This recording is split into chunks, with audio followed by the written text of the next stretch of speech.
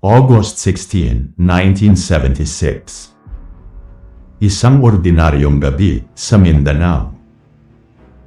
Tahimik ang mga baybaying komunidad. Ang mga tao ay mahimbing nang natutulog matapos ang isang mahabang araw. Ang mga bata ay nakahiga sa kanilang mga banig.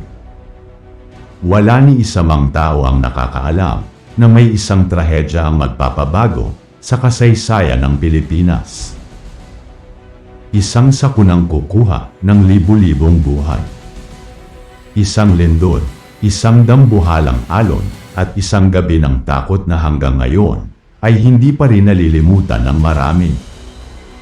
Sa loob lamang ng ilang minuto, may mga bayan na halos mabura sa mapa. May mga pamilya na hindi na muling magkikita, at may mga komunidad na gigising kinabukasan sa isang mundong hindi na nila makikilala. Ito ang kwento ng pinakamapaminsalang lindol sa kasaysayan ng Pilipinas. Ang 1976 Moro Gulf Earthquake and Tsunami. Sa bawat kwento, may saysay. Mula sa mga aral ng nakaraan, sa mga kaganapan ng kasalukuyan, hanggang sa mga pangarap para sa hinaharap, lahat ng ito ay may kahulugan. Sama-sama nating tuklasin ang mga lihim ng kasaysayan, unawain ang mundo ngayon, at silipin ang hinaharap na maaaring magbago sa ating buhay. Halina't sumama sa isang paglalakbay ng pagkatuto at pagtuklas dito sa Saysay.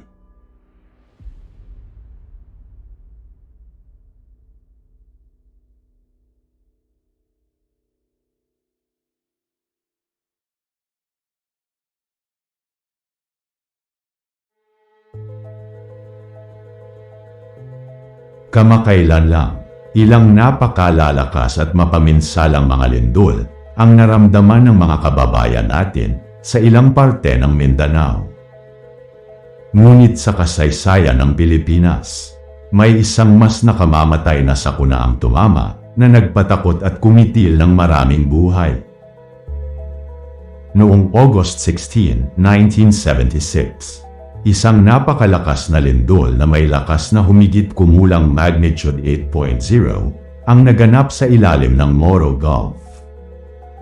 Sa lakas nito, naramdaman ang pagyanig sa malaking bahagi ng Mindanao.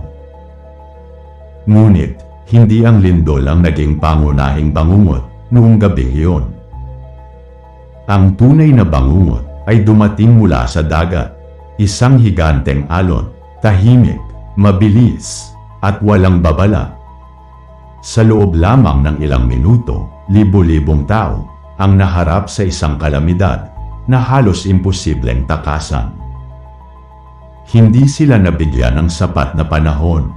Hindi sila nabigyan ng pagkakataong maghanda. At para sa marami, wala nang umaga na dadating. Upang maintindihan kung bakit naging napakalaki ng sakuna, babalikan natin kung saan ito nagsimula.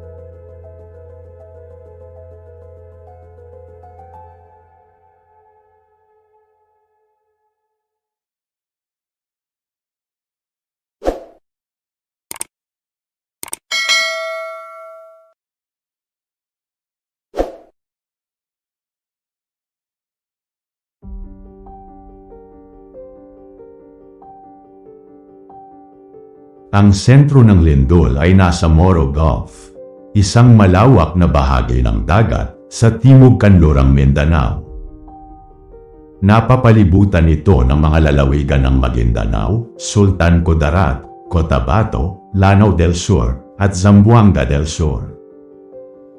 Sa unang tingin, tila isa lamang itong ordinaryong bahagi ng dagat. Ngunit sa ilalim nito, ay matatagpuan ang isa sa mga pinakaaktibong fault systems sa Pilipinas. Ang bansa natin ay nasa Pacific Ring of Fire, isang rehiyon kung saan madalas magbanggaan ang mga tectonic plates. Sa loob ng maraming taon, unti-unting naiipon ang napakalaking enerhiya sa ilalim ng lupa. At kapag hindi na kayang pigilan ng mga bato ang tensyon, nagkakaroon ng lindol. Noong gabing yun, isang napakalaking bahagi ng seabed ang biglang gumalaw. At iyon ang naging simula ng trahedya. Bandang 12:00 ng madaling araw, karamihan sa mga residente ay natutulog na.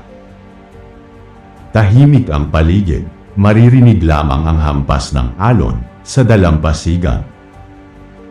Pagkatapos, biglang umuga ang lupa.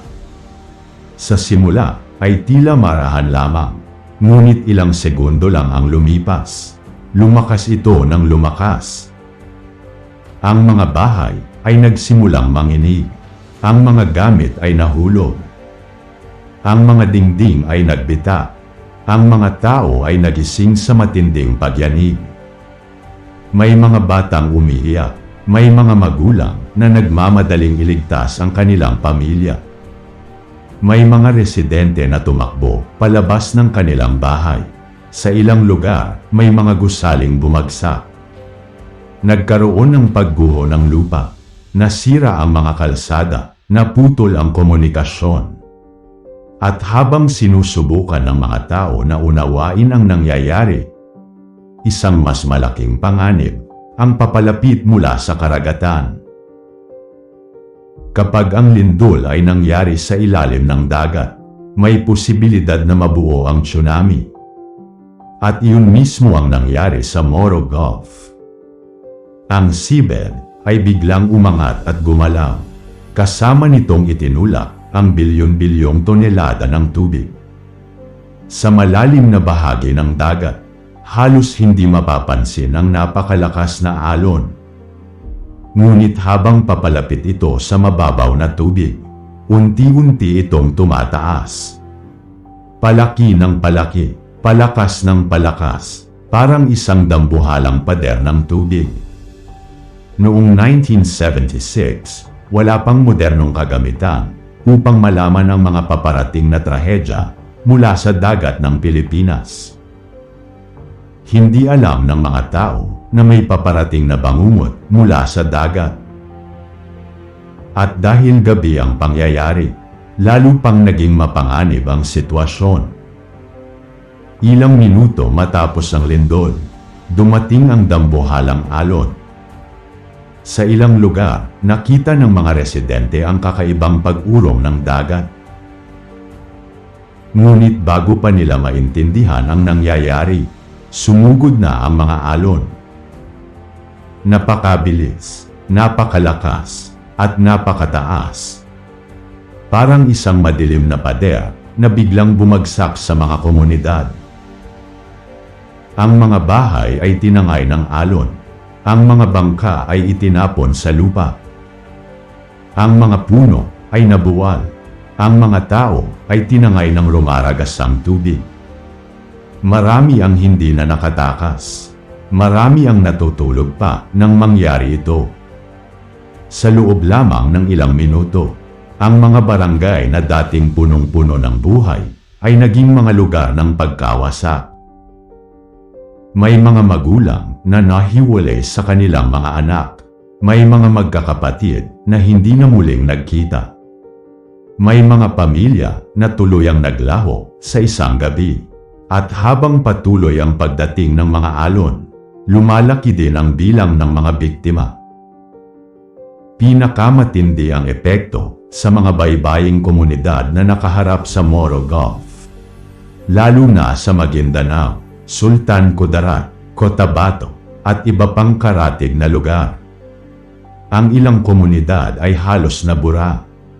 Maraming bayan ang nawasak dahil direkta silang sinalubong ng tsunami.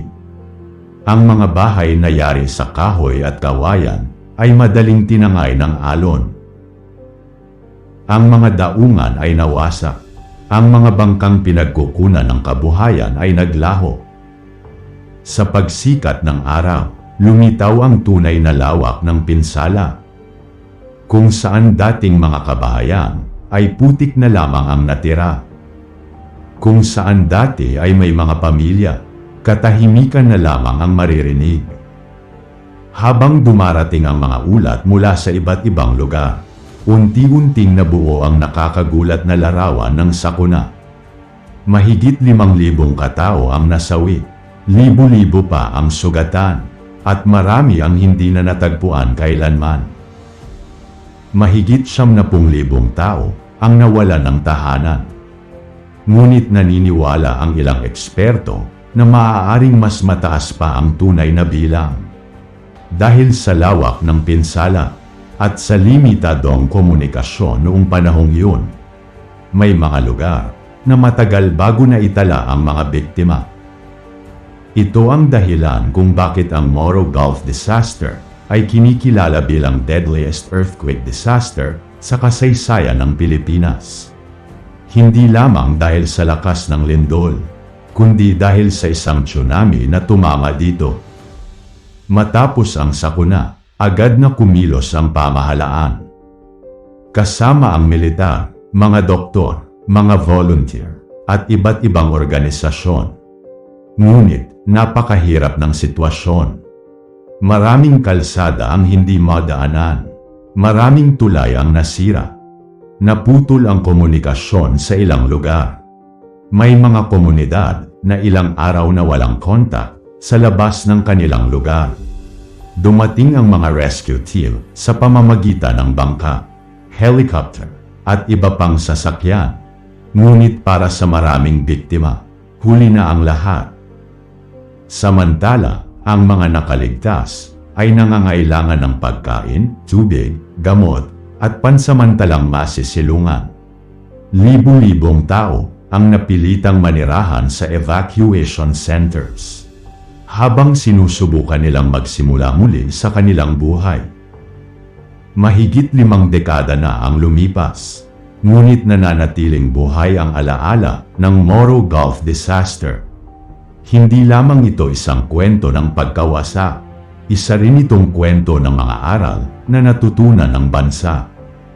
Dahil sa trahedyang ito, mas naging malinaw ang kahalagahan ng sapat na kaalaman, komunikasyon at kahandaan pagdating sa ganitong mga sitwasyon.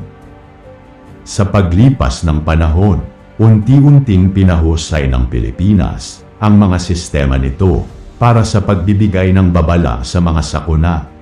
Ngunit kahit gaano pa kaunlad ang teknolohiya, isang katotohanan ang nananatili. Ang kalikasan ay may kapangyarihang baguhin ang buhay ng milyon-milyong tao sa loob lamang ng ilang minuto. At ang tanging depensa ng tao ay ang kahandaan. Ang Moro Gulf earthquake and tsunami ay hindi lamang bahagi ng kasaysayan. Isa itong paalala na sa isang bansang madalas tamaan ng lindol, ang kaalaman at paghahanda ay maaaring maging kaibahan sa pagitan ng buhay at kamatayan.